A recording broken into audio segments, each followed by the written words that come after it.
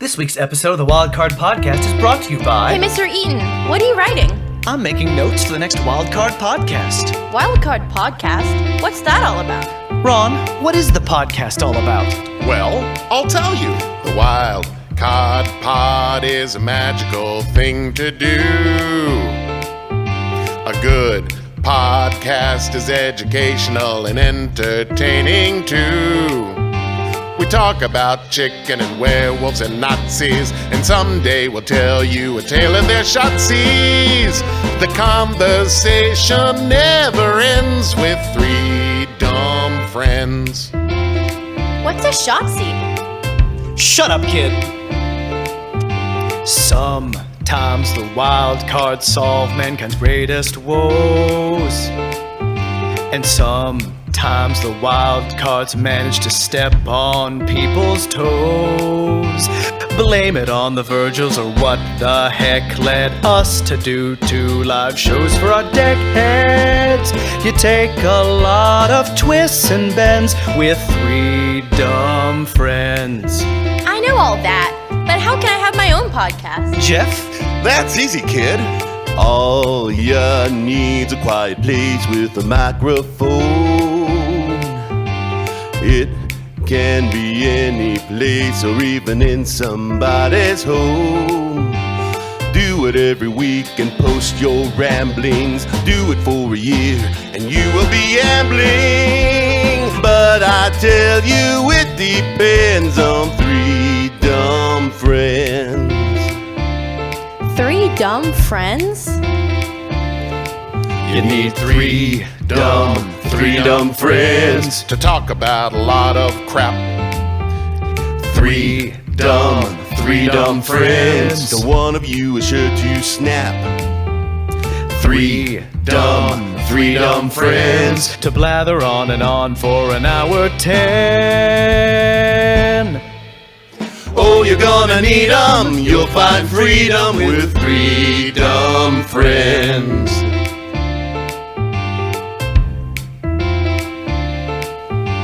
Yes, you're gonna need 'em. You'll find freedom with 3 dumb friends.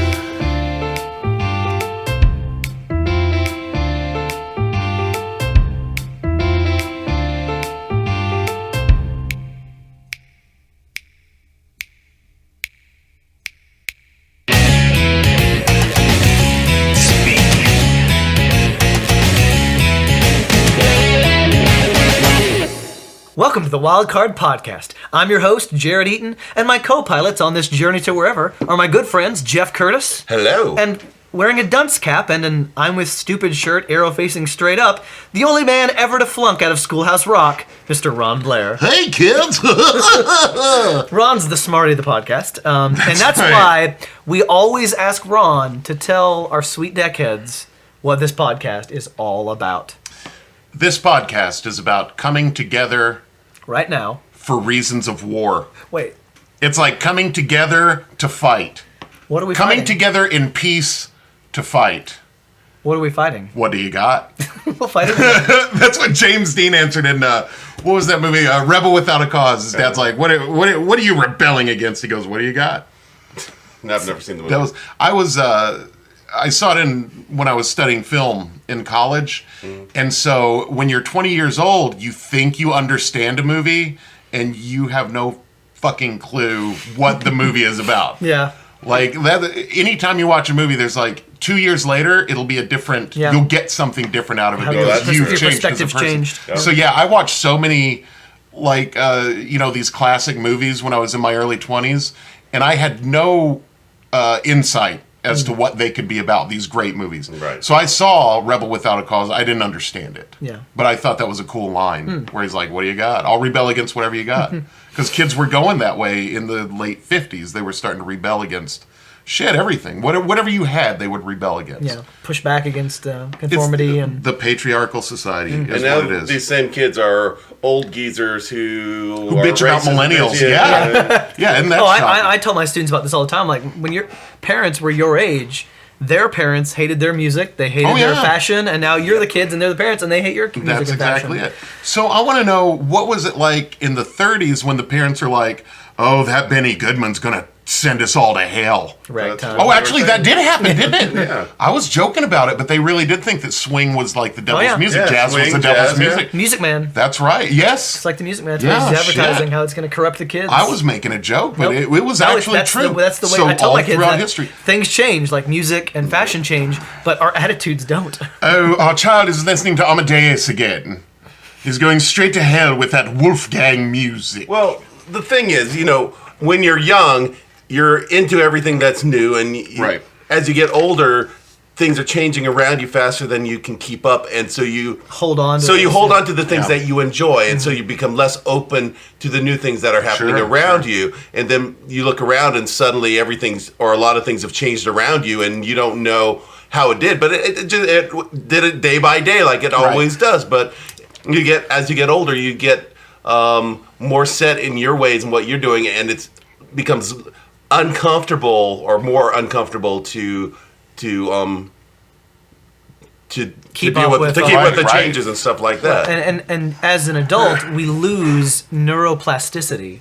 I just wanted to use the word neuroplasticity. I appreciate that. It's an appropriate use of the word. Is that the ability to have an open mind and accept new ideas and concepts? It's the ability to form new connections in your head and to learn quickly. It's easier when you're young to learn a foreign language when you're older. Right. You can do it, but it's just easy for a young mind to understand those complexities and memorize. And as you get older, it's hard to teach an old dog new tricks. And I'm reminded of a film called Indian Summer that came out in the 90s by a... Native American Summer here. Sorry, sorry, guys. But it's directed by a guy named Mike Binder, who had... I can't think of the movies he's done, but he's done some very good movies since then. And it had Sam Raimi in it, the director, and he played a very comedic character. And Kevin Pollak played a character that goes to... they're all at the same camp they were when they were kids. Camp Blood. And now they're adults, right, Camp Blood. And... he and Elizabeth Perkins' character, they go to this dam that they always visited as a kid when they were part of the camp. And Kevin Pollak spends the whole scene going, look at this place, it's so tiny. It seems so much bigger when we were kids. It's so tiny. This is tiny. It's small. It's tiny. And he goes on until Elizabeth Perkins is like, it didn't get smaller. You got bigger. Yeah. And that's the thrust of life. I mean, I remember the first time I went back to my high school after I graduated. It was like 5-6 years, and it felt so insignificant. Yeah. But when you were there, it was everything. Yep. Your world grows so much that those memories get smaller. I was telling Mackenzie as she was graduating, I'm like, the world is, you can't comprehend at the age of 17 how big this world is. Mm-hmm. Your world is that high school. Yeah. And it seems huge. Everything is important. Relationships, every single thing. Everything seems monumental. And then 10 years later, you go, shit, that was nothing. Didn't matter at all? No, there was nothing. Speaking of things that don't matter at all, this podcast. And one thing we do is we get to know each other a little bit every week. And I was talking to Jake Richardson. Lovely man. Lovely man. Loyal deckhead. Yes. And he and I have started working together as like accountability partners. I love this idea, we both want to improve ourselves in some ways. Jake is a writer. Yeah. And he hasn't been writing. He is. And he's not been writing very consistently. So I told him, like, listen, I'm going to be on you to write, and you need to be on me because I've taken a role as Watson in Sherlock Holmes at the PAC next winter.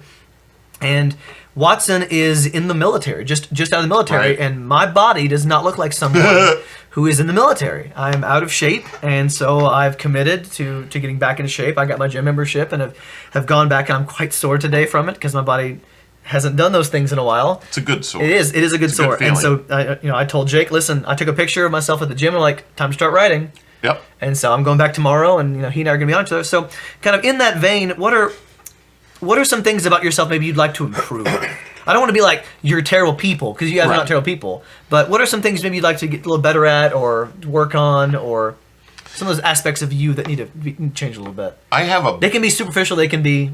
I have a bad habit of moving forward so much and so quickly that I leave messes behind everywhere, both metaphorically and literally, because I'm always looking to the next thing. I'm always moving, going. And so whatever I've left in my wake is usually this mess that I'll either have to clean up. Well, as an adult now, I always have to clean it up, as I should. And I'd like to be able to slow down and be able to take care of everything all at once instead of taking care of little bits of things everywhere. I think that sometimes I'm too dismissive of the issues that Madeline is dealing with as a child because I think they're insignificant. Yeah. As an adult, yeah. Because I'm 53, but she's 12, and it's I can when I make myself stop and remember what it felt like to be in junior high like she is. Right. I can relate, but sometimes I'm just too much in my head or the things that I'm doing. Sure. Yeah. And sometimes I think I make light of some things that are more important to her that I should It's easy acknowledge. That's the thing. It really is easy. You both have children, and I work with high schoolers, and I see them every day, and I see the same thing year after year, and so I'm becoming a little calloused to it. Yeah, because I see the same, he dumped me, he cheated on me, girl crying, right? And I've got a book I keep in my classroom, and it's called "Boys Are Stupid, Throw Rocks at Them," or "Boys Are Dumb, Throw Rocks at Them." Yeah. And when I see a girl crying in my class, sometimes I'll just drop it off next to her, and I'll keep teaching. No, that's nice. Just because I'm like, I know it hurts, but you need to understand that you're going to get through this. But it's easy to be like, oh my God, another girl's crying. The first time you feel physical or emotional pain, it's awful. You're not equipped. You're not ready for it. You're not jaded to it yet, and it feels so horrible. And it's real. You can't diminish it. And your life has been so short that everything seems permanent. Right, exactly. So when something fractures, I'll never not feel this way. When that something fractures, even if it's like a relationship, it feels like your world has come apart because this thing you placed so much of your value into is gone. Yeah. And we as adults go, no, you're going to be fine. Right. Get over it. Right. And when an adult tells you you're going to be fine, you don't believe them because you don't think they understand what you're going through. Right. You've never been through it. Just because that's fine for them doesn't mean it's going to be fine for you. Yeah. And as you get older, you realize that, everybody goes through this thing. It is going to be fine for you, but you have to live through it. You can't. I learned when I was training staff to work with people with mental retardation, I learned that you can't transfer your experiences to someone else. Just because you tell somebody what it was like and what you experienced, you can tell them the stories, but they can't internalize it until they've lived it. Yeah. Right. No, you're right. And it doesn't matter how honest you are. They'll hear you. They'll feel sympathy about it, but they won't internalize it until they have an experience that they can relate to what you're talking about. Right. They can't empathize. Right. They can go, oh, I feel so bad for you. It's humans can't learn through other people. You have to learn by making your own mistakes, which is why we can't look at other people's mistakes and then not make the same kinds of mistakes. Some people can. Like I would say the reason I avoid alcohol for the most part, no offense to anyone who consumes it, is that I had a grandfather who was an abusive alcoholic. Right. Now he did not abuse me. Yeah. But but I know from that mistake, so I'm like, listen, I just don't want to be. Yeah, but you experienced by being around him. Not while he was drinking. Okay. I was never near him when he was drinking. But still, I heard from my father. Right. So I mean, it's not something I experienced, but it's something that I heard about, and I'm like, listen, I'm going to take that. I don't need to drink and make mistakes to realize that I don't want that. Right. But there are some. That doesn't always apply. There's plenty of times when someone says something and I've still made the dumbest. It's like you see a sign that says wet paint and you're like, really? Oh, no, it was. Right. But, you can learn a specific single thing like that. Yeah. We all learn by reading books and and things like that. But I'm saying in general, life experiences, you can't, most people need to feel it in order to, for it to work for them. Well, I think it goes to learning styles too. Yeah. A lot of people have that hands-on kind of learning style, so unless they experience it, it's not in their brain. If I get cut on my arm, I cannot succinctly tell you what that pain feels like. I can't describe it in a way that you're going to go, I know exactly what that pain feels like, unless you've felt that, unless you've been cut the same way under the same circumstances. Yeah. It's just not possible. Madeline's going through the shittiest years of childhood. It's horrible. I hated being 12. At least you're sympathetic. Maybe be dismissive, but you're sympathetic, and that's awesome. And that's more than most parents who just tell them to shut up and stop whining. Because for me, I want to get into shape. I've never been in great shape, and that's something that's important to me, especially for this role. I bite my fingernails. I wish that stopped. The thing is, I know how to make it stop. It stops if I chew on a toothpick. But then I look like the guy who's chewing on a toothpick. Yeah, I want to say that's okay, worse. but you No, look it's like not. such a douchebag. I do. When you're chewing on the toothpick and you get that mustache back, the pencil mustache, and then be chewing That on the would be toothpick. perfect. I have no idea what we're talking about, I'm Jeff. thinking of Sylvester Stallone in Cobra, who always chewed on the matchstick. I can't quite pull it off. Like, no, you got to be... Sucker. That is sucker. But it has to You'd be a be matchstick. Kojak, bald and a sucker. It has to be the matchstick that you can light on any surface. It can't. I love those, and I can't find them. They don't make them anymore because they're so easy to light. Yeah. I love them. I used to be able to light them with my thumbnail and my teeth. So now that we've gone through these things about ourselves that we wish we could fix, we can work on, what are some favorite things about you? Things you've always kind of held on to that you're like, this thing about me. Not so much a pride like I'm the best there's ever been, but No. for me, I've never loved the way I look, but I've always liked my eyes. Oh, Like, you that's do something. have That's pretty something eyes. about myself. You're a even when I very was a kid. handsome man. You should See, but embrace that. I've got. Too many, I shouldn't say you should I know what embrace you it mean. because I have too many memories from when I was a kid of being like the short kid who was sure. unathletic. So like, I'll never accept that. But Yeah. but I've always liked my eyes. I've always been proud of my intelligence. Right. Things like that. So what about you guys? Go ahead, Jeff. I answered first last time. You I'm a roll good- in the grass, man. I'm a good songwriter. Darn right you are. An Darn right you excellent are. songwriter, yeah. Just see the commercial of this episode. Well, what's funny is Jeff will throw words around like, when I was studying for my master's at Berkeley, and you I go, don't have a master's. What the what? No, What? No, I don't have a master's in anything, Ron. Oh, well, I've lied to I have a some master's. people. Do you have a master's teaching. in teaching? No shit. You I had don't to have a because my master's. undergraduate was in you biology, need a so master's. I need a master's But you too. have But I have didn't a go to- degree. I didn't go to bachelor's Berkeley. degree. You have a bachelor's But I don't have a degree. master's. Well, that's a damn sight better than what I got. Yeah. Yeah, you're an excellent songwriter. Yes, you are. You understand it. You understand what music does to people's ears and minds. Right. It's. I've probably used this analogy on the show before, but it's like my dad, who's the algebra teacher, doesn't understand why everybody can't understand algebra. Mm-hmm. And everybody views the world differently in a different sort of third dimension. Right. And you seem to visualize music, and it's clear to you. It makes Mm-hmm. sense. It fits into your box. And I've always admired that about musical people. Yeah. I'm not like that. I have to work hard No, I know. to do what I do. Mm-hmm. But somebody that just, it comes to them and they can see it And I'm clearly. someone who can sing songs without that much difficulty, but I could never write a song like that. Yeah. Well, it's. I mean, I've been working for years and years to be good at it. I was always good at hearing melodies and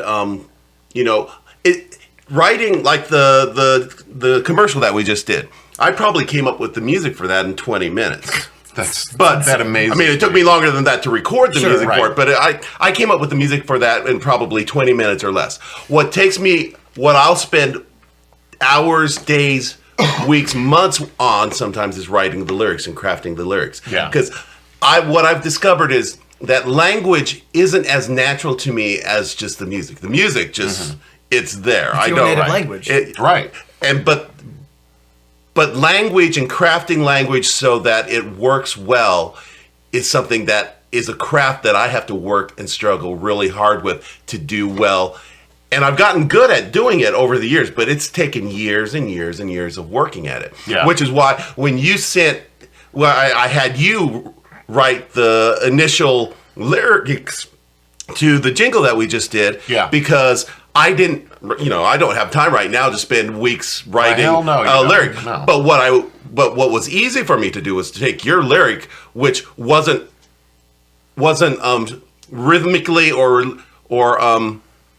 rhyme-wise, or it didn't quite work as a strong lyric. Right. But what it did, it had the bones and structure of the song, which then I could go in and I could finesse and change and then it's just changing the words and getting all the rhythms and fitting it in with the song that came into my head. But the song that came into my head came from the rhythm of the words that you started Ron out built with. the house and you remodeled it. Right. Well, I would say that Ron put up the framing of the house. And then I put on the siding and the interior walls and all that stuff. But without the framing of it, the rest of the house wouldn't have got built. Yeah. It was really good teamwork on this particular song. I'm really proud of my wit. Yeah. You're fast on it. Yeah, I feel that I'm very quick. I think very quickly, sometimes too quickly, which I don't always say the best things, but I'm quick with it. Yeah. I can bring it out quick. But yeah, I'm very witty and I'm very clever. I have good puzzle solving, problem solving you skills. can convey a wide range of characters too. Yes, you can. Yeah, I'm very to show it diverse. very nicely. Very diverse, I don't feel very like versatile. I have that range. It's ever since I was a kid, just like my algebra teacher dad, I couldn't understand why at 6 years old he couldn't do a British accent or differentiate between a British accent or an Australian. Even now when I see an adult that's like, I can't do a British accent, I'm like, what the fuck's wrong with you? It's the easiest thing in the world. And then I realize I'm my dad. Yeah. That I don't understand why people can't do what Because I you naturally hear what's happening with people's words and the way they're pronouncing the Well, words, that's it. where other people have to actually focus on it and think about how is that different than what I'm saying, because most people don't actually hear how they sound when they're speaking. Right. They're just focusing on what they're saying. But I also think we tend to diminish our strengths. And I say, if agree I'm with good that. at it, it can't be that hard. Well, Why that's can't everyone else exactly do it. it? And I think I a lot can of do it, people so think everyone that. can Yeah. do it. Yeah. Because that's what I said. Like acting, it's just being like a human on stage. It's so easy. That's one of the things that But a lot of people aren't frustrated very me. strong at it. Yeah. That's what frustrated me most as a director when I go, I can easily do what you're doing. Why do you refuse to do what I need you to do? Yeah. it's Yeah. frustrating. I can easily roll Yeah. across this stage. Why can't you? Right. Jabs are thrown. All right, guys, we're gonna move. Shots fired, We had Annie the favorite Cass. section, and we leave it up, which is fine. There's only one other thing I wanted to add because today is a holiday in the state of Kentucky. Think of the mail. No, in the state of Kentucky, it's a holiday. Oh, it's Derby Day. It's Derby Day, Yes. and the three of us Are don't watching care. it. Could not care Don't less. give It already a crap. happened. Well, but are there? I would be happy to watch the minute and a half of No, the race. I would not watch it. But it's the 10 hours of whatever's going on around it that I have. I didn't watch What, it. drunk people in the infield since 8 o'clock this morning? I don't need to see see the that. Derby fashion. It bothers me a little. No, bit. Like it's not even like I don't want to do it. It's like I look at it. I'm like, there's something wrong with me, I guess, because I want to say there's something wrong with them. There's nothing wrong with No, them, no, they but it's enjoy just it, so highfalutin. Well, that's what they like I about it. know. It's a pretending to be highfalutin. I know, but I hate that. The hobby The that pretension. engulfs our lives 365 days a year, they do for one day. Yeah. And Yeah. they go, look at me. Yeah, Well, but I don't want to look at you. I do it no, all year long. I Fuck you, understand man. what they're going.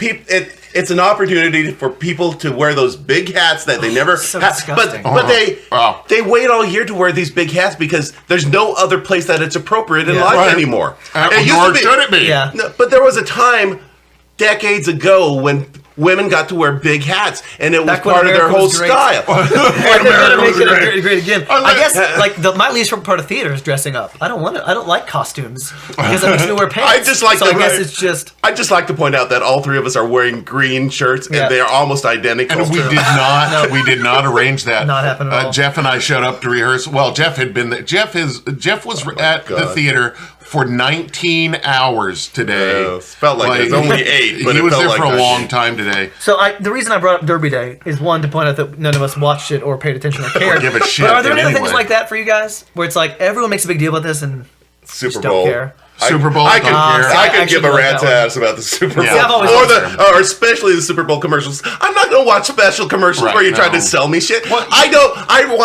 I only watch recorded programs on TV or shows that I can pull up from on demand that don't have commercials because I don't want to watch the inane commercials to start out in the first place. When everybody goes, oh, I just watched the Super Bowl for the commercials, I can watch every commercial on Online. YouTube Probably an hour after. before, Yeah, actually. before that. Why do I want to sit there and watch a sport I don't give a shit about with obnoxious people I don't care about? Yeah. Well, You know? And the other reason I've gone out of my way to not care about it, and I really don't anymore, I don't think I ever did, but I especially don't, is because my brother and my father and my family are so into it Yeah. Yes. that I never wanted anything to do with it. I always found it boring. We used to have one TV, Yeah. and when there was a football game on, I'd be wanting to watch some other channel. They'd say, my dad would say, when the game's over, and it'd be in that final 2 minutes of the show, and I'd say, okay, 2 minutes. An hour later, Yeah. Oh, I you'd know. still be waiting to change the channel. Oh I my know. God! So you go ahead. In March, I lose my parents completely. Basketball. My dad was a girls basketball coach for 30 years. He was a phys ed major in And some college. teachers will stop teaching and put the games on. Yeah. What? They will. It's not that important. They'll show the games in their class, and the kids will watch. I mean, the kids now have their own phones; they can watch them on their phones. What kills me is when so many of those people who are like football, basketball, baseball, football, basketball, baseball are the same ones that go, well, theater's not that important. Well, fuck, it's just as important as your goddamn football game. Absolutely. In fact, more so because we have something to say about the nature of reality. Right. Our culture continues because of what we do. Now, I think there are aspects to a team game that can instill lessons in youth, but one of the lessons we're teaching them is if you don't win, you're a loser. Mm-hmm. So we're not competing with anyone at the theater except yourself to make it a better show. We're giving you something. You're still building that thing with teamwork.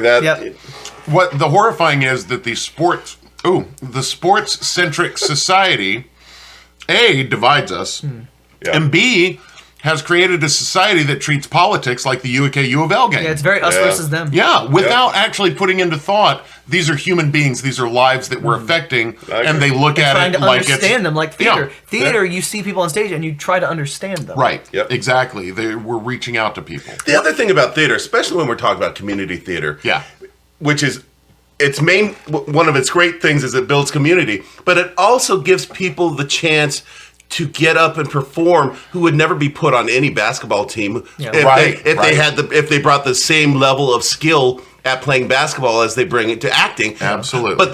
But in theater, especially community theater, it's more inclusive. Those people get a chance to be on stage. They may not have a big role, but they get to be on stage and they get to be part of this incredible experience. It's not an elitist thing. Right. It's an all-inclusive. Another thing for me that I don't... I mean, we've talked about me and holidays a lot on here. Right, you don't love holidays. And one of the ones that I could not care less about is birthdays. I don't do birthdays. I care about my birthday. See, that's the one I care least about. Your birthday, my birthday. Right. I take it off of Facebook because people who I haven't spoken to in 10 years will wish me happy birthday, and I'm like, okay, you saw the date of... I saw my name on Facebook on the top right where it says birthdays, and you sent me a message. I guess that's nice, but it means so little to me. Sure. I didn't die again. I made it another year without dying. Right. It's just for me. If we're having a birthday party for someone else, I'll be there. I'll support them. I wish happy birthday. I think I loved it because my parents went way above and beyond to make sure that, at least for me, I had the best birthday parties ever in the world, and I did. I had great parties. I didn't. I had one birthday party that I remember. I was like 8 years old. That's the difference. You have no connection to this great time like I do. I always got great birthdays, either at the pool or the arcade, when arcades were, a thing, when they were new and cool. I had one birthday party when I was 10. No shit. I think I was 8. We did bumper bowling. My God, guys, I'm sorry. No, it's fine. But it's it's not like I don't feel sad about it. No. I just have no emotional connection to having a birthday. I love birthdays. When I was growing up, kids didn't have a birthday party every year. No shit. No, my brother had one birthday party. Little town in Colorado. I had one birthday party. I can't remember ever being invited to a friend's house for a birthday party ever in my life. Wow. See, I remember that. And when I became a teenager, I would have a couple friends over, but it wasn't a party. They'd just come over, we'd have pizza and eat some cake, and then we'd play some games. It wasn't a party where that's planned, where you're doing stuff. Right. No, I'm not ever, not invited, not throwing. It's just that, it wasn't... You didn't expect to have a birthday party every year. That's something that's happened long after I grew up. Or maybe it wasn't long after I grew up, but it happened after I grew up. And it wasn't just because I lived in a small town in Colorado. I didn't know a single person who experienced a birthday party every year. Yeah. Not a cousin, no one. Yeah. So, but there was a period in my life, and my birthday's fine. I don't dread it. Right. I mean, I don't necessarily look forward to it, but it's fine. There's a period in my life when I started dreading my birthdays, but that's because I was saying, okay, well, I'm going to turn 30. I was supposed to do this by the time I was 30. I'm going to turn 40. I'm supposed to do this. But I think when I was preparing to turn 30 was the most miserable year of my life because all these goals that I hadn't achieved a single one of it, except maybe living in New York, which at the time was pretty sucky. But as soon as I turned 30, this wave of relief washed over my body because I didn't have to worry about any of it anymore. No, 30 was great. See, for me, 30 was great. I'm 30 now. and it doesn't feel anything. Like, I don't feel different than I did when I was 25 or 23. No. I have no feeling with it. I'm numb. It's not the numb, milestone people want to make numb. it comfortably numb. Hello, hello. That's not the same song, but I love Pink Floyd. So what's going on today? So, okay, here's the What's thing. happening? We are. Yeah, though we're 20 minutes into I know. This has been a long one. So we are.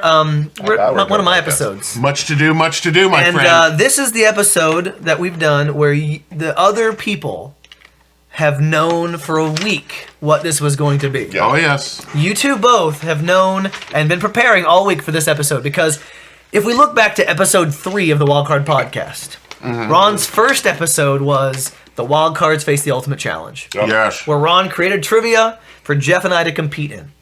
And we hated him. And it was something else. And then I don't know. You it wasn't, still do? I apologize, Jeff. I don't know exactly when it was. Probably in the 20s, maybe, where you did the what if question. I think it's like episode 10 or 11. Okay, so somewhere in there. It was one of It was yours. a great episode. Yeah, and so you asked us what if this, what if this, what if this, and Ron and I had to come up with these situations. But I didn't have anything like that. I've kind of done the wild cards solve a problem where we take on like education or more where we serious work things. together instead of dividing one another. But I've never, we didn't have anything where I was, putting the two of you against each other until now. Yeah. Until right now. And I've been so excited because the topic, not that I'm going head to head with Jeff or anything, because I don't give a shit whether I win or lose this one. I'm gonna lose. Of course. It's not right because nobody's answers are gonna right. win. Well, this is as you guys are getting. We're not qualified the in wild any way. cards face-off. Yes. This is a face-off, and to give you a little idea, this is a movie fight. Yeah, that's what excites me. I love Ron movies and so Jeff much. were each given a series of categories. And it was definitive answers to questions where they had Which to come we are up not qualified to give at all. But that's the Which wild. I It's love. such a wild card thing to do. It really though. is. It so really is. you were asked specific questions about movies, like best movie this, best person, best thing, and so you had to come up with your answers. You emailed them to me. I checked them against each other, make sure you guys didn't agree on anything. There was one you agreed on, and Jeff decided to change his answer. I'm still going to stand by it. And so we're going to go one category at a time. Okay. You two are going to engage each other with your answers. You are going to try to convince the deckheads why you are correct. It's going to be the best thing since Siskel and Ebert did at the movies years ago. I think Jared will probably agree, having seen my answers, that many of them are unexpected choices to the question that's asked. okay. Well, I'd buy that because let's also say this is not our favorite blah, blah, blah. Yeah, I didn't say the word this favorite. This is They were what always we think are the best. And many of these answers are not my favorite. Yeah. Like, not my favorite of these categories, but they are what I So feel you is the best deckheads, for I'm whatever really reason. hoping you guys will be involved in responding to this. Whose answer did you like better? Who do you think won? You can give us your answers to these individual There's questions. much to reply to There's a here. lot for you guys to do Oh, yeah. after this episode. So I'm going to ask you all to chime in and let us know what you think. But as of right now, we're going to get started. Let's assign them. We are assigning you this task. No, we're not. I No, know. we're not. We have to. We have too many questions. All right, that's true. we don't have enough listeners. I think these are fun to fill out, though. I would do these for fun, just so for you know small talk or you guys obviously, since this is an audio format, have the chance to pause, write down these categories if you want. But I think we'll have. I don't know if we'll even get through all of them. It seems unlikely. Seems unlikely, unless we just go forever. But let's roll on Yeah. it, man. So first round. Yes. Tell our deckheads what the best action movie is. The best action movie. Who goes first? You go first. For as much, goddammit, as I love Die Hard and all these other movies, best action movie, Indiana Jones and the Last Crusade. Well, that's a good action movie, yeah. I would have put that down, only I disagree. I understand, and I respect whatever your answer is. Well, my action... Unless it's dumb. Well, it's not dumb. it's a wider lens on what an action movie is. Sure, and I'd buy that. Okay, so my favorite, or not my favorite, but the best action movie is 3 Days of the Condor, which I have not seen. God damn it! It's the generation gap that's going to kill us today. And I say it's the best not because it's got the most car chases or the most shooting or the most chasing, but because, for me, it's about the suspense and then the calculated action and violence in those specific parts that are really needed for the story itself. Yeah. So it starts out with, Robert Redford is just kind of this bookish guy working at this institute that is run by the CIA, but they just read books and they analyze the books for story plots of what might actually be happening spy-wise around the world. Huh. And so he accidentally uncovers this plan by the CIA to invade some country, but he doesn't know that. He's just doing it. And so the CIA comes in and kills everybody, but he's out to lunch. Oh, shit. And so he comes back and everybody's dead. Oh, and my so God. then the rest of the movie is about him trying to come in, but every time he tries to come in, the people he's supposed to meet try to kill him. And so then he has to figure out what the plot is. Why are they trying to kill him? And it's this fantastic movie. And so, they're trying to hunt him down. And there's this final scene, near the end, where the contract killer who was supposed to kill him has been hired by someone else to kill the person who had put out the hits on these people. And so he and Robert Redford come together, but he's no longer out to kill Robert Redford because that contract has been canceled. And so he gives him some advice, and he offers him a job, which Robert Redford turns down because Robert Redford has managed to stay alive, even though he was never trained. He wasn't trained in the CIA to do all this other stuff. He's just a book guy. Yeah. He just reads books. And he has a gun because it was in the secretary's desk.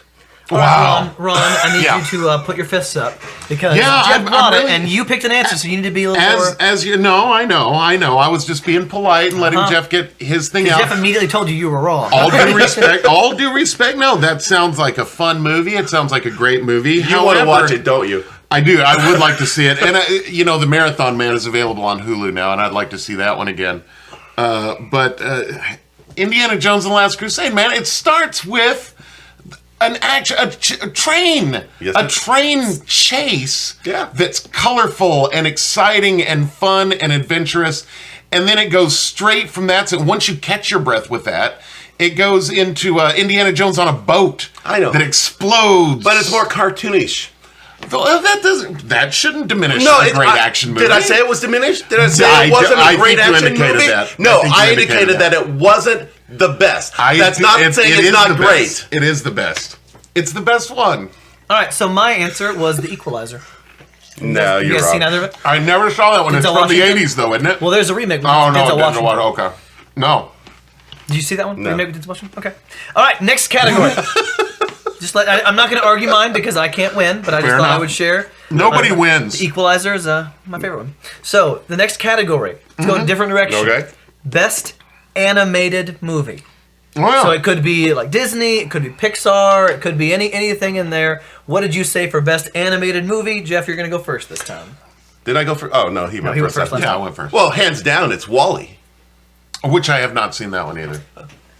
Ron intentionally went out and avoided every movie Jeff picked. I know. That's the funny thing about Except Jeff he and didn't know I. until I've just seen now. nothing that Jeff has seen. Jeff has seen nothing that Well, I've Jeff's seen everything he's seen. Except for Stephen King, and we've all. That's like our I've seen common ground. Indiana Jones. I saw it in the theater when it came out. If you really saw it, you would admit that it's the best action movie I ever. love it. It's just not 3 Days All of right, the Condor. Ron, what is your answer to best animated movie? I chose Fantasia from 1940, which I The 1940 version? Yeah, I like the 1940 version because of its versatility. Oh, yeah. It tells the different stories and shows different types of animation.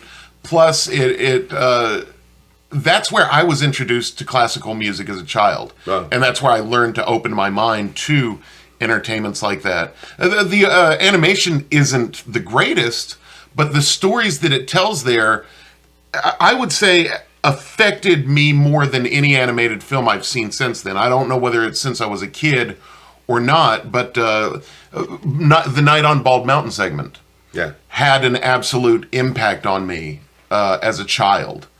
The Rite of Spring segment had an impact. The Sorcerer's Apprentice, huge impact. So I think Fantasia, because of what it is, to me, that's why I chose that for the best animated film. Well, I think that's a good.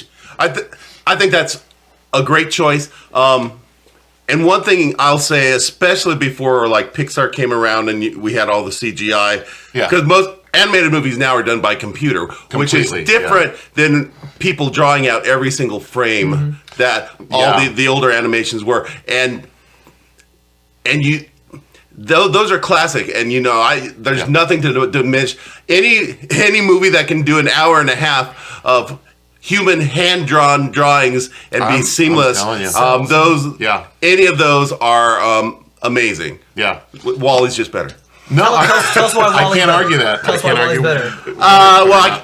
I'm not saying the animation in it is better. It's perfect animation, but it's CGI animation. It's not hand drawn. Yeah. Right. But it's the story. I love the fact that WALL-E starts out with this song from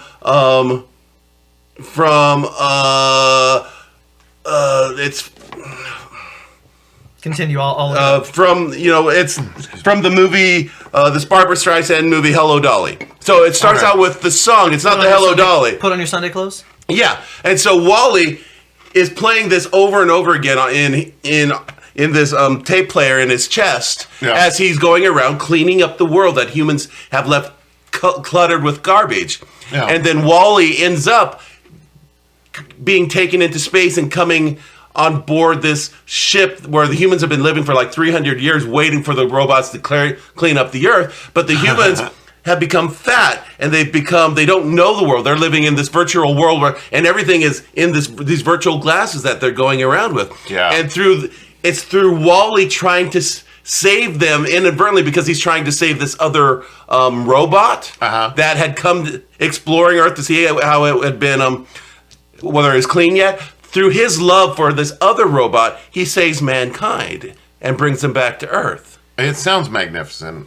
It does. I can't argue because I haven't seen WALL-E, but Fantasia is freaking awesome. No. Well, WALL-E's also the first movie that I took Madeline to as a child that she was able to stay in the movie theater and watch, and we watched it like 3 times. That's amazing, though. Yeah, and it's cool when you have that connection with your kid that I've taken Mackenzie to see the shittiest movies, but every one of them mean something because it was something between me and my daughter. And me and Caleb are the same way about the Planet of the Apes movies. Oh, I love the Planet of the Apes. It's just been the new ones or the old ones? The new ones. Neither of us have ever seen the old ones. I have them right over there. I've heard they're awesome. They are awesome. But the new ones, the new ones are all really good. Yeah. And the new ones all have really great special effects. The original ones, their budget got smaller and smaller with each consecutive movie, and so you can see the quality of the movie deteriorate as it's going Which has nothing to do with but it's still watched the fun. No, but all right, so we got Fantasia and WALL-E. My answer: Hunchback of Notre Dame. No, that doesn't surprise me. Which is fair. I disagree vehemently, but it's fine. You're allowed to. Yeah. Okay. Yeah, I think it's great. It's a great movie. I don't think it's anywhere near the best. The only reason I'm going to argue it is because it feels like one of the few animated movies that doesn't go to talk down to children. Because if you look at almost every Disney movie that came before that was, here's a cute little love story. Yeah, here's a cute little love story. Here's a cute love story. Well, here's a story. You kids may not be ready for it. Your parents might not be ready for it. Here's a story. Hunchback is a little more empowering as far as the other ones, because Little Mermaid, you need that prince to save you or whatever, and then Beauty and the Beast, but the guy doesn't get the girl, the guy gets the girl, but not our protagonist. I remember finishing Hunchback and going, God damn, that was dark for Disney. The villain is darker. It's really dark for Disney. I don't think I ever watched it, but it's good. It's an excellent film. I just don't think it's the best. Okay, so while we are taking easy categories, let's go to Best Director. This was the absolute hardest one for me. I love directors. I follow directors, unfortunately, I haven't seen a lot of Frank Capra. I've seen one Frank Capra, and he's often cited as one of the best, or Billy Wilder, or William Wyler, or John Huston, or John Ford. The conflict I had this week over Best Director. This was the most internal conflict I've had because it was down between Hitchcock or Spielberg. Hitchcock had 50 years of amazing films, one after another. Yeah. He was innovative. He, undoubtedly, unarguably, one of the most amazing directors to ever come along. I had to go with Spielberg because, using a term from one of his own films, he stood on the shoulders of giants, and he visually, tells his stories in such a unique way that it appeals to every bit of humanity. And I like that before Spielberg and Lucas, movies obviously weren't urban, but they brought this to this modern suburban world. They represented the Midwest in a great way, to where most of the population is now represented in what they want. That's why they did the blockbusters. That's why they had these blockbuster films. That is not what makes Spielberg, who I find the best director. Okay, what makes him the best director? It's that innovative style. Okay. His visual style of storytelling, I think, is very unique, and yet there's still that definitive mark that is Spielberg. You can watch a Spielberg movie, and first of all, any Spielberg movie, you know you're watching a better movie than most other directors. And you can pick out a Steven Spielberg movie as you're watching it. And I think that distinct mark added to the innovative way that he visually tells that story, as far as setting up the frame. And a director's job is to find the composer and to build an overall experience. And I really think Spielberg's done that better than anybody ever has. So Jeff, tell us who's done it better than Spielberg. Ron Howard. Man, and shit, I can't argue these. God damn it, I can't argue. Too bad you have to. Jeff, tell us why. Because Ron Howard Jeff is up there. He's really up there. Ron Howard is just, he's got an amazing, like Spielberg, he has an amazing vision. He has an amazing vision, and he takes movie ideas. Spielberg does a lot of the same kinds of movies. That's true. I mean, he does do things like he'll do historical things like The Color Purple, and he'll do things like Lincoln, but then he'll do the Goonies, and he'll do the science fiction types of movies. Right. Where Ron He Howard didn't direct the Goonies, he produced it. But well, okay, but that's not here. Yeah, that's not the point. Right. I get your point. I couldn't think of the one I was thinking of, so that's what I said. I got it. But anyway, where Ron Howard, it's like his movies are wide ranging. It's hard to categorize. I'll agree with that. You can't categorize a Ron Howard movie, but you know that if Ron Howard directed it, it's worth spending 2 hours sitting in a movie theater watching, regardless of the subject.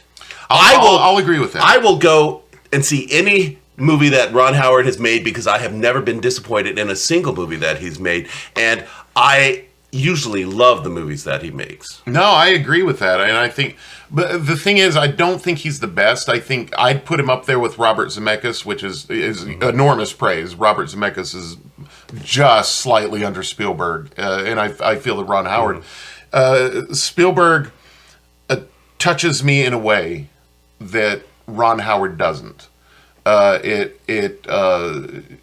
It really gets to the heart of me whenever I watch a Spielberg film. My heart swells. I feel emotional, and I think, it's funny when you finish a film and you've teared up a little bit at the film. I have two reasons for that. Either one, it touched me emotionally, or two, it was an overwhelming piece of art. There's no reason for me to cry because of what I've just seen. Outside of that, I'm overwhelmed by the artistry that it took to deliver that kind of film to me. And Spielberg does that consistently. Ron Howard also, as a side note, also appeals to the Midwest sensibilities, where it's not this urban thing. Like, you look at Coppola, it's mostly urban stuff, the gangsters or whatever, or the outsiders with tough kids. But you look at these guys, and they are the heart of America. Well, that's what they're Ron Howard, I mean, he's been acting since he was 3. His father was an actor. Yeah, Rance Howard. So he is somebody who it's instinctual. I'm not saying he didn't study. I'm sure he did. I mean, and he acted for a long time. And I could pass on many of the things he's acted in. Yeah. But all of his movies are fantastic. But I can't argue against Spielberg. Although, I mean, Close Encounters of the Third Kind. Yeah. I enjoy that movie, but it doesn't carry me away the same way that like Ron Howard movies does. And I get that. I totally get that. I think Best Director is so difficult because there's no shortage of just iconic directors. Even in the modern age, you have Christopher Nolan or Bryan Singer or David Fincher. You have these guys who are again standing on the shoulders of giants. Yeah. I don't think any of them have surpassed Spielberg or Ron Howard or Zemeckis for that matter. God, you got to put Coppola and Scorsese and John Milius and Brian De Palma and all these guys that revolutionized film in the 70s. When studios were cranking out, I don't want to say they were cranking out shit in the 70s.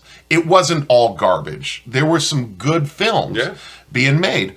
But you had the standard stuff, and then you had William Friedkin coming out with The Exorcist or The French Connection. Right. You had these guys who really, there had been movie standards for the last 50 years. And those guys in the who rose to prominence in the late 60s and early 70s, they just changed the way stories are told. They changed the way movies were told. Hitchcock did that, several times. Yeah. But you just had a revolution of film in the 70s. Yeah.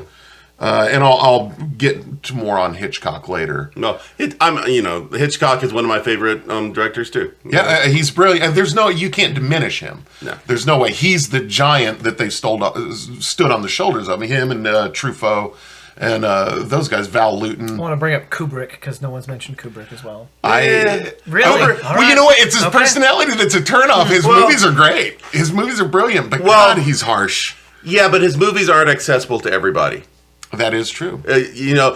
He has a certain interpretation and way of telling his movie tales that I think appeals to a certain intellect, but a lot of people don't get. Whereas I agree with that. Ron Howard or Spielberg or Hitchcock are more accessible to more people. But does accessibility make a better director? That's my answer to this. It's borderline, trying not to pick your favorite, but I just picked my favorite on this one. I picked Edgar Wright because I love everything I've seen of his. And I agree that Edgar Wright deserves to be up there with Fincher and I think his Bryan Singer, style is so unique. You see something like Baby Driver and the way music is incorporated in that movie, or the Cornetto trilogy and how you use the same actors for 3 different movies to tell 3 incredibly different stories. And you're watching an Edgar Wright movie. One's a zombie movie, one's a cop buddy. Like Ron Howard, like Zemeckis, like Spielberg. A stamp of quality with an Edgar Wright film. One's horror, one's a cop movie. One's a sci-fi movie. Ant-Man's a heist movie. Yeah. One's a racing movie. Edgar Wright is great. Kubrick is great. Kubrick's movies are great. Yeah. And he did transcend genre. Often, 2001 is obviously a sci-fi movie, or The Shining is obviously a horror movie. But you've also got like Barry Lyndon, Clockwork Orange. You've got these other movies that he showed that he was more than just one. No, Eyes Wide Shut. These are all different kinds of movies. These are different genres. I think that's why I'm drawn to those guys. There's no argument there. It's the most difficult question I think on your list. So Ron hates everything from the 70s. So let's talk the best movie of the 80s. Okay. Now this could go a couple. You just say what was the best movie that came out between 1980 and 1989, right? Or you could say what is the best movie that encapsulates the 80s. You guys can kind of argue whichever way you want to go. Oh man, Jeff, I believe you're up first. Okay, The Princess Bride. Oh fuck, that's a good one. Shit, I hadn't even thought of The Princess Bride. It is both humorous and action-packed, and it's so incredibly well written, directed, and acted. It's just. I would put it as one of the best movies of all time, but it's certainly the best movie of the '80s. God, and I didn't even think of Rob Reiner as best director, but that he would be up there. That was actually my answer as well. Oh shit, I put E.T. That's a good movie, and it's not my favorite. It's obviously not one of my favorite '80s movies, but I felt like a film that really had everything. And you talk about a film that really gets to your soul. E.T. really does. It hits you in the feels. You've got to be a hard fucker to not feel something. I'm gonna be honest, I can't with that stand movie. the movie. I'm not surprised. I understand I'm not surprised. but there was something about it. It creeped me out so much when I was a kid. Yeah, I can see that. I remember. I've always liked E.T. Although as I'm older, it's actually a little bit harder to watch than when you're younger. Oh yeah, when you're young, it's great. It's great. But I remember seeing it when it came out in the movie theaters. I even remember that I was wearing a gray hoodie when I went and watched this movie. That would be something you would remember. Well, when they always talk about the historic State Theater, and they were like, E.T. was the last movie it showed, and then it closed in 1982. God damn it, I was in that theater when it closed, and I saw E.T. at the State Theater in '82. Yes, they still have the same uncomfortable seats with the drink cup poking in the knee. No, that's what I don't understand. Where did they get these piece of shit seats that they've been using? It wasn't like that. They were comfy, nice theater seats. They were like, let's see, what would the Marquis de Sade want people to sit in for an hour and a half? Let's get those seats. And put a drink cup in their knee. God, they're horrible. They're the worst. We watched Psycho there. Psycho is like, what, 85 to 90 minutes long? It might be an hour and 40 minutes. It's not the longest movie. Pushing it, yeah. You know, and after about 10 minutes, I was like, my ass hurts. I don't want to sit in this theater anymore. If this weren't Psycho, I'd walk the fuck out right now. But I've always wanted to see Psycho on the big screen, so I stuck around. I can't argue this one. I yield this one to The Princess Bride. Yeah, that was my answer too. For as good as E.T. is, and I mean, technically, if you want to look at take the heart out of it. If you want to look at the technical aspects, the storytelling aspects, it's still, I'll still argue that it's up there. Oh yeah, in the top movies. Absolutely. Princess Bride also though gives me the feels in ways that most movies don't. Yeah. It's almost perfect storytelling, and you take a writer like William Golding, who wrote the novel, and I believe he wrote the screenplay. Yeah. And you take a director like Rob Reiner, who, again, for some reason, this guy from New York understands humanity so well. And it shows in Stand By Me and Misery. Yeah, he's and another great director. He's really up at the top. Yeah. I feel he's hugely underrated, grossly underrated as a director. A Few Good Men he directed. A Few Good Men. Just brilliant. Yeah. You know, one great movie after another. So since Ron conceded, we'll go ahead and move on to our next category. I can't argue against Ron, Princess Bride. I think you've got a good fighting chance here. We'll get back into this one. What is the movie that is most deserving of a sequel? So the first one did something great, but maybe you just want a little bit more. What is something you want to revisit? My smart-ass answer to this question was The Dark Knight needed a good sequel. Because he says it didn't get one. Because I sat there for 3 hours going, this story fucking ended an hour and a half ago. Why are we still telling this story? I hate it. One, I think it's fine. I don't think it's good. But two, I'm sure that's not the movie they wanted to make. But after the Heath Ledger's I would hope death, not. I get that. I'm sure they had something they wanted to do with him, but then they just had to get a movie out because his character was so great. But God, it was so self-indulgent and overly long. Well, and it's one of those things where if you catch the movie's plot holes while you're watching it, the movie's doing something wrong. Yeah. There are movies that have plot holes, but you don't notice because you're captivated in the story. Right. That one, there are plot holes, you're like, but why didn't he just do this? Yeah, it felt like Nolan just pooped this one out, or not even thinking about it. How does riding a swing fix a broken back? Yeah. I mean, the whole... And here's the thing. I love Batman. Batman has arguably the greatest rogues gallery in the history of any hero. I don't know that it's arguable. I think he just does. He does. And twice, I've sat there and gone, why Bane? Why? You've taken the most mediocre villain of Batman ever and used him? See, I would argue he's a pretty good villain. Not in that. Not in that, no. They neutered him by making him subservient to Talia. It was awful. Because let's bring out the Raja Ghul family again. We've not been there. Yeah. You had the Penguin. You had the Riddler. Oh my God. What was your actual answer to movie most deserving of a sequel? My actual answer was The Goonies. It was The Goonies. Now, pitch me this movie sequel. Is it immediately after? Is it they're adults now and they have kids? What is the sequel to The Goonies that you want to see? No, I'd love to see them as adults and their kids have to go on this adventure. Yeah. Because I would like to see the progression of what kind of archetype that these kids played would breed another archetype in modern times. I would really love to see that. And the adventure of the Goonies just gets to me. Okay. I love it. All right, I love the Goonies. Jeff, step into the ring. I put down The Time Traveler's Wife. Which I have not seen. Of course not. Sci-fi. You're going to trounce me on sci-fi. Deserving of a sequel, Jeff. Because the time traveler actually dies at the end of The Time Traveler's Wife. Well, the movie's done. But he's left behind a daughter who also time travels, and I'd like to see where she travels to, because at the end of the movie, you get to see him. Jeff, I'm sorry you lost. Ron went back. So That's me winning. That's you something, but I'm winning. I'm much like the president. When I go, bruh, the argument's over. But at the end of the movie, we've gotten to see the time traveler travel forward in time, because he leaps. He has no control over where he travels, but he travels. He jumps from the past to the future, and he's able to jump past his death to visit his daughter and his wife in the future. Oh, that's sweet. That's nice. And that's kind of where it ends. And I would like to see more of whether he jumped and met her at other times. Yeah. And I'd like to see whether the daughter started jumping to the past and meeting her father. Oh, fair enough. Fair enough. Yeah, that just sounds boring to me. Anyway, we're not talking about what makes you the most entertained. I know. You know what's funny is I wanted to answer the Kill Bill movies, and then I realized that's the most fanboy douchey thing I could ever say in my life. There's already two of them. It already has. Well, they have the 2 volumes, but then they talk about what's her name?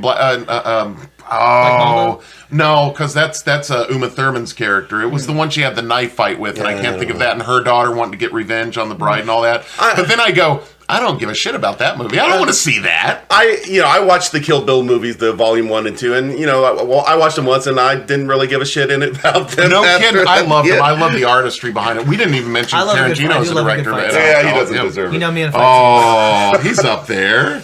I will admit that there are Tarantino movies that I love, like especially Pulp Fiction is one of my favorite movies of all time. But he's done a lot of crap. I disagree with that. I love We're not talking most about of his directors. movies. We're I know talking it's about hard the not to. most deserving of a sequel. Well, you had our answer. Let's do another question. I know, Alright. some people said Pulp Fiction needs a sequel, and I'm like, you're out of your goddamn No. mind. No, it doesn't need a sequel. Okay. You can't gild the It lily. needs to stop where it All right. Non-linear timeline. This is an interesting one because I've seen both of your answers. What And is they're the both wrong. best movie villain? And while you guys are preparing, while you are preparing your fight here, it's interesting because we were talking earlier about what makes a good villain. Is the best movie villain the one that is most evil? Right. Is it the one that is most captivating? Is it someone you understand? What is it that makes a good villain? I don't even know that I'm married Is it an to my unstoppable answer. force? I put down Thanos from the Marvel Universe. I had just seen Infinity War. I I saw that. I'm like, really? All Yeah. right, cool. But well, No, it was an incredible performance by Brolin. oh, absolutely. I immediately want to go Darth Vader. Of course, hands down, Darth Vader is the greatest villain to ever live. But there was something about Thanos that I don't know. It was his got movie. to me. Well, it was the fact that I heard a quote Spoilers, this by the way. week. Make sure we don't try not to spoil. Yeah, it. I'm really fighting hard not to. I heard a quote this week that no character in a film thinks they're the bad guy. Mm-hmm. And I really think Thanos, more than anything, believes he's the good guy here. That he's doing the right thing, even though he's doing whatever Terrible it things, takes. yeah. Awful things. You want to kill half the universe, but you want to do it to save the rest of to it. save the rest of it. And that's why I really like him as a villain, and he's insanely powerful. Physically, the Yeah. fights with him were incredible. And they're just amazing. All right, Jeff. He's an excellent villain. I don't know that he's better than Darth Vader, but I'm going to go with Thanos for now. My first answer was Darth Vader too, and then I changed it. Did you really? It's hard not to say Darth Vader. He's the iconic See, villain. I had two. I was fighting between, and I didn't. Darth Vader wasn't one of them. No kidding. So He's just the most iconic mostly because villain. the prequels weakened him a little bit to me. Oh, and then agreed. in Rogue One, his fight scene's incredible. You know, I'm talking about the fight scene, but it doesn't make any sense because it's immediately before New Hope, where he fights really slowly. Yeah. So it just doesn't like for Yeah. me. There's something about But anyway, I get that. So the answer I came up with, it's actually between the answer I didn't give, the other answer I didn't give was the villain from Die Hard. Hans Gruber. That was my choice. That one, Hans Gruber I was my had choice. considered He Hans was my Gruber as choice. well. He's excellent. But I went with Khan from The Wrath of Khan, Star Trek. God, that's a good one too. Because especially if you've seen the series and you saw why he was marooned and how he was marooned. I mean, he deserved to be marooned because he was a bad guy then trying to take over the ship. But he's such a complex character. He wants revenge because he feels like he was marooned here. Kirk said he would come back and check on him and never came back and checked on him. The planet that he was supposed to be made the ruler by being marooned there with his followers, it became this dust bowl. His wife died, most of his people died, and so when he got off of there, he could have escaped. He could have escaped with his people, but instead he is so filled with anger and vengeance towards Kirk that he ends up destroying himself and everything else that he could have gotten away with, and he could have probably built an army and whatever, but his vengeance almost kills Kirk, but it definitely destroys him. And that's one of the things I really love about it. He's so complex that the evil destroys itself because it can't see the other options out there. Yeah. You know what would have been a very underrated villain would be the I can't remember his name, but from Time Bandits. He played the main bad guy in Time Bandits. But because he's like... Is that what you wrote down? 'Cause I don't know if that's what you wrote down. No, he's comedically evil. No, I've got to go with Thanos. One of the best things I've ever seen in my life in any film, and this doesn't really spoil anything, but it's where Thanos first meets Gamora, and her people are being slaughtered by Thanos' people behind them, as Thanos is engaging this little girl. The exploration of Thanos' relationship with his daughter, in air quotes. Right. Is probably the best part of that movie. It really is. There are a lot of action scenes, but that's a really good part. Just Thanos really... It got me in a way that new movies usually don't. I'm very interested what he does, because where this one ends up, with his story... doesn't seem like there's a sequel. Where it leaves the Avengers, there's obviously a sequel. But where he leaves off, you don't know where it's going to go. So I'll be interested to see how they address that. This is one of those rare answers that was post 1990 for me. Most everything I've answered is the 80s and before, usually 80s and 70s. My honorable mention here was Hannibal Lecter. I came close to putting that's a good answer too. I didn't even think of Hannibal. But Hans Gruber won because I just... Gosh, and so much of that is just Alan Rickman. Yeah, but it's the performance. It was so performance good. of Alan Rickman. A lot of honorable mentions there were a lot of Nurse Ratched came to mind for me on this one. Nurse Ratched's there were a lot of good ones on here. Yeah. So, all right, well, we'll leave that one there. Good category. We'll come back to it, and let's go to a very strange category. All right. This one is about a very particular human being. Because someone who's I just chose one person, and I said, let's see what Harrison Ford's best performance is. What was the best performance by Harrison Ford? I'm curious about yours, Jeff. What did you put there? I put What Lies Beneath, because he's the villain. Wow. Spoiler alert. I've not seen that one. Which goes against the type of what you're used to. He's usually the hero or the person who's been placed in this terrible position, and he has to find the answer or find his way out or whatever. But in What Lies Beneath, he's the villain. Is that the movie where the woman kills the woman and there's the red dress and then the bath she haunts him or something like that? Okay. And he's married. His wife starts to wonder if he's the person who's responsible for this murder. Oh, that's interesting. That's what the right answer is, Ron. The correct answer is The Frisco Kid. That one, I love The Frisco Kid. That's a funny movie. And see, that's the funny thing is, Jeff and I, we have this disconnect when it comes to sci-fi and westerns because Jeff was raised during a time where those were prominent films, and I was raised in a time when they were not so much prominent.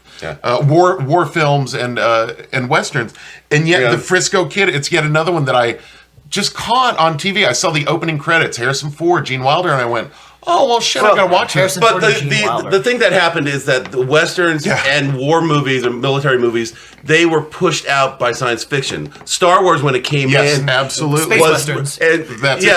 Space westerns, and so they basically kind of killed off the western and the war movies. I mean, you still get war movies like Vietnam War movies and stuff like that. But what you don't get great movies. But you don't get the same kinds of stories, right? And because they've been replaced by those same stories, but in space. Now, did either of you guys see Firefly or Serenity? No. Okay, Joss Whedon, that is both literally right. a space western. Yeah, like it's a fusion of those two.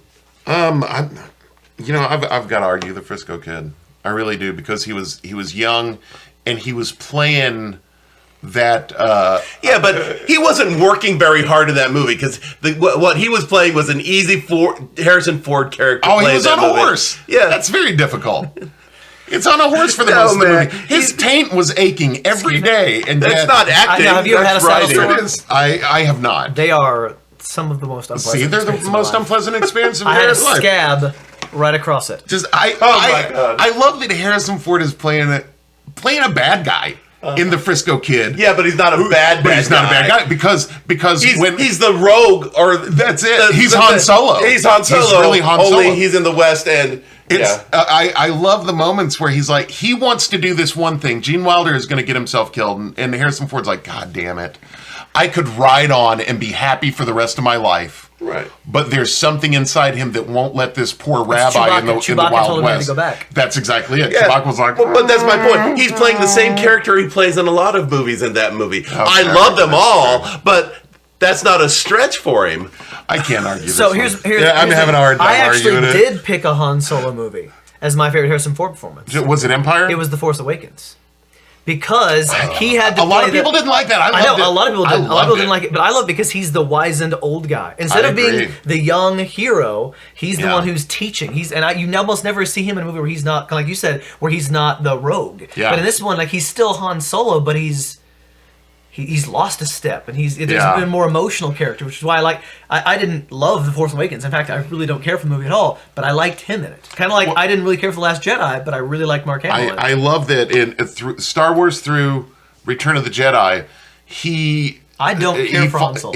He falls in love with Leia. Well, he's not a good guy. Right, and I don't like him. He's not a great guy. But He's I liked him in The selfish. Force Awakens. But in The Force Awakens, you can see where being a father had changed him a bit. He's finally looking at some of his choices, and Yeah. I liked that more vulnerable take on him that you don't get in most of his movies where he's Indiana Jones or Right. I love a character with regret. Yeah.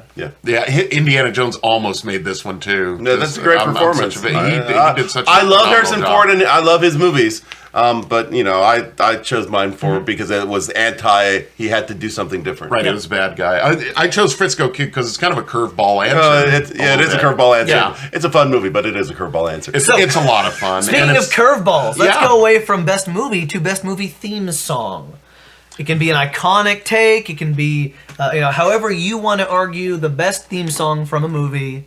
This was another one where I vehemently want to put out there that this is not my favorite song. In fact, I don't like this song. Okay. Okay. But I felt like the theme from Ghostbusters Oh, okay. had immediate. It is iconic. It's iconic, and during that time period, you remember you couldn't turn on the radio for 5 minutes without hearing that song. But they stole the bass line from Huey Lewis and the News, I Want a New Drug, and goddamn they did, didn't they? He sued him over that and won.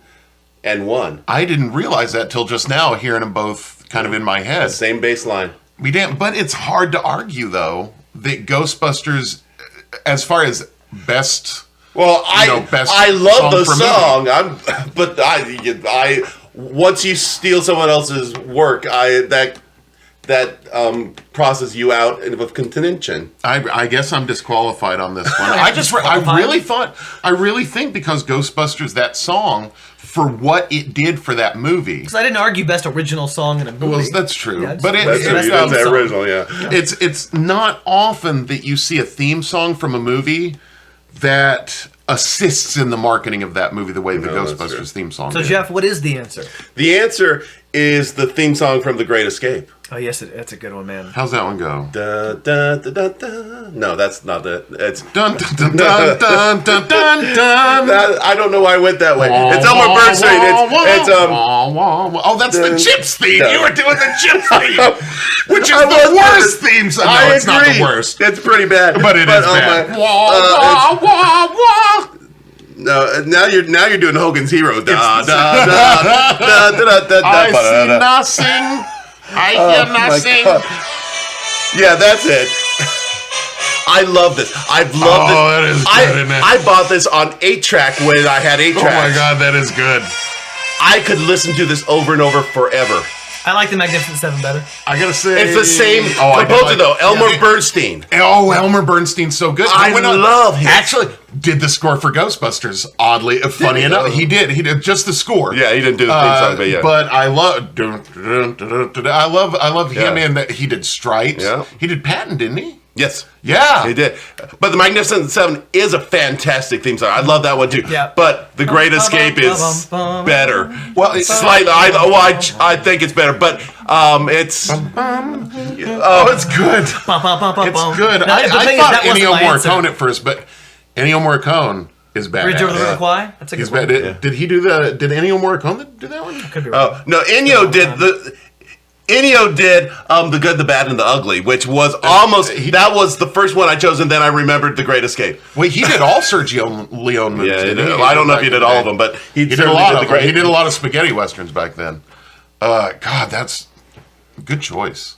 So my answer was, I had a tough one on this one too, because initially it pops in my head was James Bond theme song. Because of how long it's lasted. I know, and that's another iconic. But I still went with Jurassic Park just because it's my favorite. Oh, John Williams. It's hard to argue John Williams. I went with song. I got confused, though. You could have gone Star Wars. You could have gone Indiana Jones. You could have gone any John Williams. It's hard to argue with John Jurassic Williams. Park is my theme, is my ringtone. Yeah, it's outstanding music. I find it not just because it's Jurassic. I will listen to it sometimes. I'll just put on listen to it. As a side note, I've heard a lot of movie nerds that are like, fuck John Williams, he only stole it from Holst the Planets. And I'm like, what songwriter didn't take influence from these guys? Yeah, they're saying, oh, Star Wars was actually written by Holst because Williams stole the planets.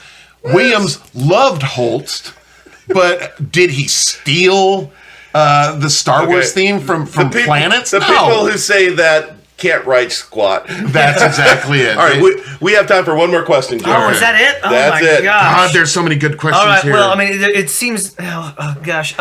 Okay, know. so, let's just finish with the best popcorn movie. Okay. All right, what do you have Best there, Jeff? popcorn movie. Well, I have to put on my glasses. This isn't even half of the ones we'd written down. I put down, and this is not a movie you've probably seen either. Okay. Shall We Dance, the Japanese version. Well, fuck no, I haven't seen that. No one's Are you seen kidding that. me? Nobody's seen that. I've seen Japanese. I've seen just it like made it up. 20 times. Right. I have it on VHS. I love this movie. It's fluff. It's like a bubblegum flick, just popcorn movie. No, that's not what popcorn movie is. A popcorn movie, in my definition, is a movie that you put on because you like to watch it over and over again. It's a movie that you can the watch. definition is you argue what your definition is altered. So see what the deckheads have to say. The Shall We Dance? It's a comedy, and you don't have to. I mean, it's subtitled, but you don't have to even pay attention to the subtitles to understand what's going on. And it's just this fantastic human story about this guy who's working as he works in this office, and he's like one of the lower level managers or mid-level managers, and his life is going to work on this train and coming home to his family late and working late every night and then going to work. And on his way, he sees this woman dancing at this dancing school. And so he takes dance lessons so that he can be near this woman that he finds himself attracted to. And so his wife thinks he's working late. She doesn't realize he's dancing. Right. He's not having an affair, but he's dancing. And so then he gets, this dance studio gets him involved in this competition, I forget the kind of ballroom dancing competitions. Yeah. And so now he's making all these new friends, and he doesn't want to compete in these ballroom dance competitions, but he keeps getting drawn in deeper and deeper, and it's just this wonderful story. And his wife eventually finds out, and she's like heartbroken that he's been doing this, and she didn't know anything about it. It's like this second life. He's not sleeping with anyone, but he's been hiding this dancing from his wife because he's embarrassed by it. Was there an Americanized remake? There was an Americanized remake that I hate with the same Richard Gere. I've seen parts of it. I've never seen this whole movie. It's not worth watching. No, it was a pretty sucky movie. If you can watch the Japanese movie, you would have tears in your eyes. It's a beautiful movie. I love that. So, Ron, what makes a popcorn movie? Now, for me, a popcorn movie is a movie that you go into, and there's nothing more to this film that's going to enrich your life. There's nothing like the Star Wars movies are popcorn films. Stuff that you can just sit down to and just munch on popcorn, and not a thought in the world has to enter your head. Actually, most of my favorite films are popcorn films. I love fluff. I love that kind of pop culture. So I put The Dark Knight as that, because I feel that is an excellent movie. Even though it does make you think a little bit more than most. I don't think that's it's a popcorn not just movie. fluff. I could be good. wrong. I could have just dropped the ball. Let's go to another category. I agree with Let's your definition. finish this one I early. agree with your definition. My definition of popcorn movie is entertainment, brain disengaged. So I for guess me- The Dark Knight is more than For that, me, isn't it? I wrote every James Bond movie. Because yes, stories, there's nothing if better. you think, You're not going to if you get start anything thinking out about of the plot of any of it, you're like, that's pretty Nope. stupid. It falls apart. But if you just enjoy the set pieces, the set piece after set piece, beautiful women, beautiful locations. A James Bond film, like the plot holds up like a soup sandwich. Right, yeah, it's It's going to fall apart. hadn't heard that one before. I love that one. Jeff, Soup one more, or are we sandwich. done? We are Ron wants to do one more. we are at an hour 19 in our podcast. Shit. One more it is. All right. Or do we want to save it too for late. next weekend We've got- because we've you're got real one busy? more. We got plenty in here. So Okay. let's finish with the most underrated movie. Oh, great. Ron, you're up first this time. I felt that the film Top Secret from 1984, Zucker Abrams Zucker movie, because it was so overshadowed by Airplane, and I think Top Secret is every bit as funny and every bit as entertaining as Airplane was. Okay, I put down The Vanishing with Kiefer Sutherland. That's another one I hadn't seen. That's a remake in and of itself. It's a remake of a French film. movie. Yeah. The Golden Egg, and I actually like the French version better because it doesn't try to have a happy ending at the end, where the American version. Americans are so bad at pushing happy endings. The funny thing is, though, I recently read The Clockwork Orange. Yeah. And the British version has a happy ending, and the American version doesn't. That's odd. Wow. That's really odd. But I again, didn't want to leave that because I thought it was so fascinating. Kubrick was quick to go, well, fuck you. I'm not going to give you a happy ending. I don't have to. So The Vanishing, well, I agree it's not the best movie ever made. Yeah. I think it deserved more of an audience than it's been given, because people it came out and people dismissed it, and it's one of those movies that I've watched many times because I enjoyed the movie, and I enjoyed the suspense in it. You get Jeff Bridges being really creepy, and Speaking of underrated, yeah. like people know him from The Big Lebowski, but Yeah. anything you've seen, Right. Jeff Bridges, Starman, or Last Picture Right. Show, Iron Man, he's thoroughly underrated. And he plays a character that's totally different than any of. I mean, this guy's really creepy. Talk about villains. He's a really creepy villain, and the movie's really about how when Kiefer Sutherland, his girlfriend, disappears while they're stopped at a rest stop. Right. And he spends years looking for her, and at the end, he's willing to go with the person who took her because he needs to know what happened to her so bad, more than he cares about staying alive himself. Right. He's let down all of his defenses in protecting himself from something bad happening because his curiosity and need to know are driving him to... He has to know, regardless of anything else that happens. That does sound amazing that you're willing to give up everything solely for curiosity.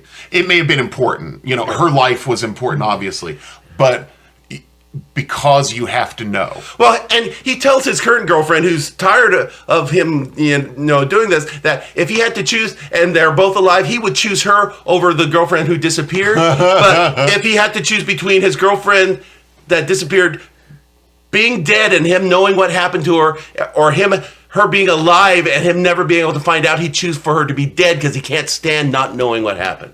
God, that's So great. that reminds me of. I know you don't like this movie, Ron, but that reminds me of Zodiac. I like Zodiac. That's a good movie. I like Zodiac. I liked it okay. You don't like it enough. Oh, I don't like it enough. So as answer much for as this you one- want me to, my for answer sure. for this is V for Vendetta because it's my favorite movie. I'd buy that. And a it- lot of people haven't seen it, but it has so much to say about government, about oversight. It's very like 1984. For some reason, it got shit on but when it's it came also out, an and I don't action movie, understand. It's and it's great. a bit of a love story, and the main character acts the whole movie with a mask on his face. You never see his face. Oh, that's a Hugo Weaving. Hugo isn't it? Weaving, Yeah, he's basically he is acting physically and through voice. No, he's but you don't get any outstanding in that facial film. expression. I think that's why I've never seen the movie, because I didn't want to watch somebody It is- acting in a mask. But It you know is what? incredible. It's an amazing performance It by is, Weaving and because by Natalie Portman, yeah, and by John Hurt as the villain.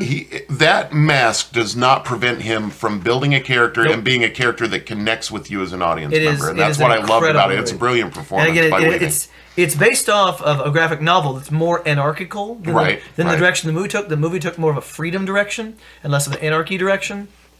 But it has so much to say about government and the people that. Yeah. There's a line that says, "People should not be afraid of the government. The government should be afraid of its people." There are like agreed. iconic line after iconic line in that movie, and I think a lot of people have seen it. Like, yeah, it's good, but I think it's better than that. Here's as we wind down. Here's the thrust of this episode is the fact Before we do the thrust, can I make a suggestion? Absolutely. Can we do a lightning round of just you asking some of these questions and us giving? That'd be great, and then giving these answers without us justifying anything, but just giving out our answers. Can I say what I was going to say before? Yeah, thrust. Go ahead. Thrust it out there.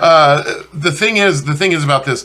I have enormous trouble arguing with film because I love film. Yeah. I love movies. Well, and by nature, I am asking you to take such an opinionated topic and be definitive. Yeah. So here you go. Be definitive. Okay. What is the best theme song from a bad movie? Nothing's Gonna Stop Us Now by Starship for Mannequin. I have to find the question Flash on my... Gordon. Flash Gordon. Flash. What? Oh, Queen. Flash. What? I couldn't think of any. Oh wait, that is a great song for a bad movie. It's a horrible movie. Great song. You're right. All right. What is the It's Queen, man. You can't go wrong with Queen. What is the ever. worst movie sequel? Worst movie sequel? The Phantom Menace. Highlander 2. Oh man, it's hard to argue that one too. I'm glad Jared didn't ask. What a crap movie after Highlander. I put Thor: The Dark World and every Terminator movie after 2. Oh yeah, I agree with that. See, I've never seen a except for Terminator Highlander after 2. What is the best army/war movie? Oh well, that's easy. That's a bridge too far. Best. Where Apocalypse is it? Now. Apocalypse Now. That's what you said. I said Enemy at the Gates. All right, next up. Is that James Garner? No. No. Okay. Next up, best sci-fi/fantasy. Aliens. Jurassic The second Park. one, Aliens. Wow. Oh, it's better than Alien. Aliens. Aliens more. I love Alien because it's a haunted house Aliens movie. More of a It's a horror. slasher Aliens is more flick in sci-fi. space. I said love Jurassic that. Park as well. Yeah, Jurassic Park's my favorite. Lord of the sci-fi Rings, movie. Fellowship of the Ring was a close second for me. I'd get that. Best fictional universe. Harry Potter. Star Wars. Yeah, I had a tough time. That was I in my know. list. I had a It's tough hard time to between argue those that two and Lord of the Rings, but I actually went with Harry Potter as well. Best reboot. I don't know if it counts. I counted it because I chose the same Nolan's one. Batman. Batman Begins. Yeah. Batman Begins. I agree. With He really took something, and I love Tim Burton's movies. I adore them, but no, Batman Christopher Begins is Nolan one of my made it favorite movies of all real. time. He made Batman real. The Thing. Oh, The Jeff! reboot. Oh my Wow. fucking god! Wow. That movie is. Oh, you've just got you. You would have beaten me, hands down. I would have been like, no, I give up. Jeff's right. The Thing is the greatest movie ever made. But here's the thing about Batman Begins. But Batman Begins reminded you that a superhero movie could be good. Because yes, before that... yes, it did. No, they were bad because Daredevil and Elektra and all those had come out. They were awful. Actually, I think that was after Batman Begins. But with me agreeing with Ron, who is the best Batman? Michael Keaton. Which is also what Jeff said initially. Yeah. Right. And then I said Adam West. Oh, Jesus. And I said Kevin Conroy.